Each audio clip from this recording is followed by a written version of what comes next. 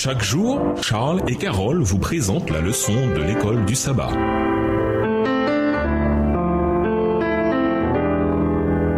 Bienvenue dans votre émission. Dieu nous parle. Nous voilà à la leçon de mercredi. Jésus se révèle. Lisons Jean 4, les versets 16 à 24. Qu'a fait Jésus pour montrer à cette femme qu'il connaissait ses secrets les plus inavouables et comment a-t-elle réagi? Jean 4, versets 16 à 24. Va, lui dit Jésus, appelle ton mari et viens ici. La femme répondit, je n'ai point de mari. Jésus lui dit, tu as eu raison de dire, je n'ai point de mari, car tu as eu 5 maris et celui que tu as maintenant n'est pas ton mari. Et cela tu as dit vrai. Seigneur, lui dit la femme, en cela tu as dit vrai. Seigneur, lui dit la femme, je vois que tu es un prophète. Nos pères ont adoré sur cette montagne, et vous dites-vous que le lieu où il faut adorer est à Jérusalem. Verset 21. Femme, lui dit Jésus, crois-moi, l'heure vient où ce ne sera ni sur cette montagne ni à Jérusalem que vous adorerez le Père. Vous adorez ce que vous ne connaissez pas. Nous adorons ce que nous connaissons, car le salut vient des Juifs. Mais l'heure vient, et elle est déjà venue, où les vrais adorateurs adoreront le Père en esprit et en vérité, car ce sont là les adorateurs que le Père demande. Dieu est esprit et il faut que ceux qui l'adorent en esprit et en vérité. Impossible de voir en face une lumière aussi aveuglante. La femme reconnaît que Jésus est un prophète, mais elle est encore dans l'évitement. Elle lui pose une autre question, cette fois au sujet d'un point de controverse entre Juifs et Samaritains. Quel est le vrai lieu pour adorer? En guise de réponse, Jésus lui indique que les Samaritains ne savent pas ce qu'ils adorent. Leur culte est un mélange de judaïsme et de paganisme. Les Juifs adoraient le Dieu qui se révèle. Encore un élément capital à admettre pour une Samaritaine. L'adoration du vrai Dieu n'est pas liée à un endroit particulier. La discussion sur le lieu de culte était donc hors sujet, car Dieu est esprit et ceux qui l'adorent doivent le faire en esprit et en vérité. La femme accepte cette vérité limpide transmise par Jésus et elle est prête à en savoir plus. Lisons Jean 4, versets 25 et 26. Comment Jésus lui révèle-t-il son identité?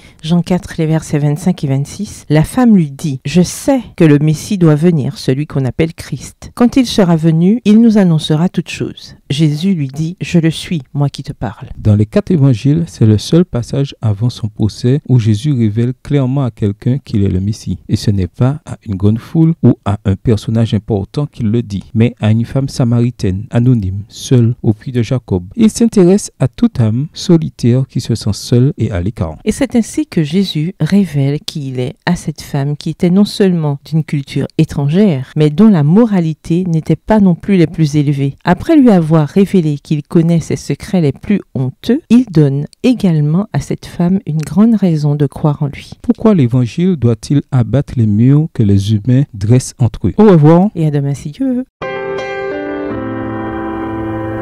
Dieu nous parle. Chaque jour, Charles et Carole vous présentent la leçon de l'école du sabbat.